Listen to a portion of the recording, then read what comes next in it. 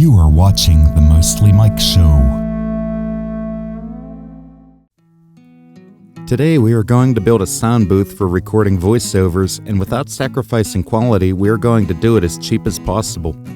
The cost savings applied to this project may differ on your particular project and may be more or less depending on the size of the booth as well as availability of components used to build this sound booth. The project only took a couple hours to finish using minimal hand tools. Feel free to ask any questions or remark in the comments below. If you've been watching this channel, you probably know that I have been battling sound issues for some time. I have used filters, graphic equalizers, compressors, etc. in my vocal narrations, and the results were half-assed at best. I had to do something to fix this. I narrowed my problem down to the microphone, picking up noises from computer fans as well as reverberations from the walls, ceiling, and what have you. This is when I decided that I need a sound booth, as well as recording device with no fan noise. The Zoom H6 met the requirements of the recording device quite well with its low noise floor as well as a headphone monitor, which I found to be extremely helpful in listening to what the end result will sound like while I'm recording it. So first, I'll give you the lowdown about the room. My next door neighbors moved out a little over a year ago, and I purchased the house in the interest of not having some jerk move in next to me. And I had no idea at the time that this house would be a blessing if I ever started a YouTube channel. Anyway, nobody is ever going to live in this house, so one of the bathrooms is going to become my sound booth. I'm pretty sure that none of you came here to see me remove bathroom fixtures, so I am going to fast forward through this demolition stage and get down to the meat and potatoes. I opted to leave the tub in for now, which makes the usable area about 5 feet wide and 7 feet long. So watching other videos, I learned that you need to treat the walls in order for the sound of your voice not to bounce back and compete with the microphone, which causes distortion in the recording. A lot of people use moving blankets for this as an economical way to treat the walls for acoustics, and that's what we're going to use.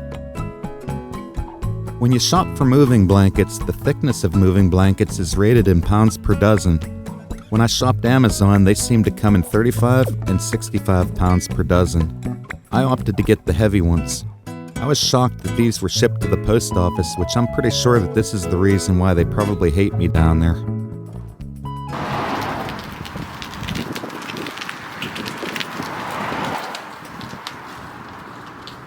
In hindsight, I could have made things a lot easier by cutting the bundle apart at the post office lobby and carrying it in sections.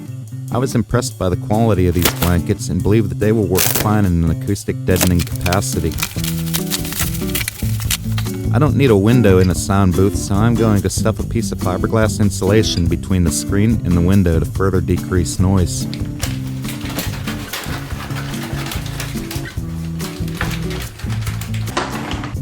I am going to hang the blankets with some homemade curtain rods. I am going to make these rods out of some EMT conduit, which I have laying around in my shop. The EMT conduit is relatively inexpensive and cuts very easy with the tubing cutter.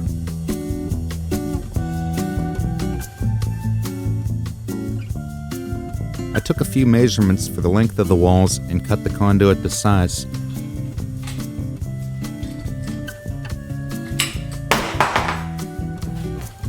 I purchased a handful of these hooks to support the curtain rods at the hardware store for approximately $1.28 each.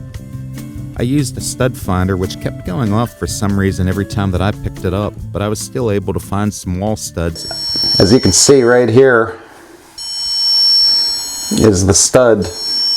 I'm going to just find the midpoint roughly. I screwed them in after pre-drilling with a bit slightly smaller.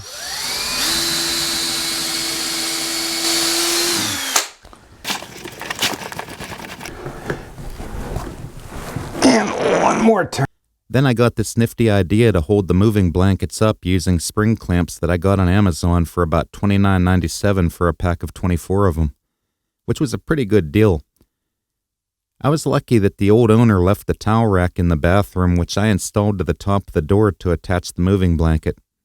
The shower curtain rod saved a little work as well in hanging the curtains.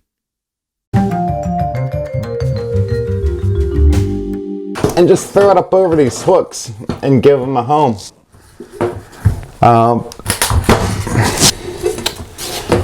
Pretty simple. At the local Good Stuff cheap store, I picked up an area rug that covered the floor pretty well for just $18.99. I had plenty of moving blankets, so I doubled up by folding each one in half and working my way around the room, clamping them to the rods.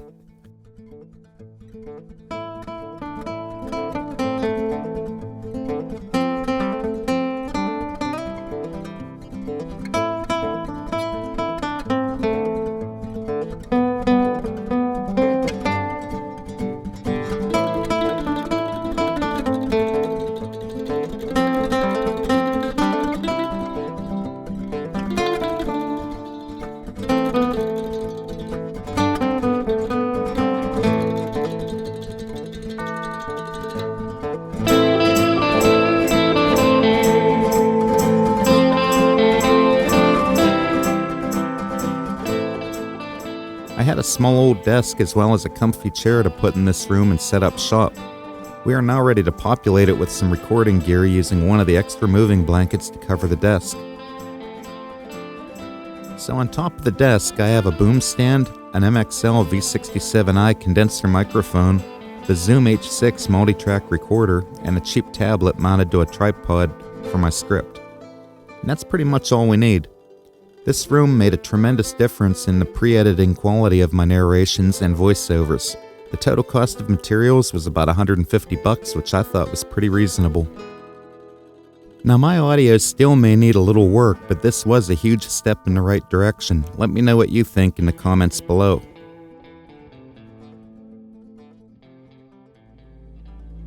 You are watching the Mostly Mike Show.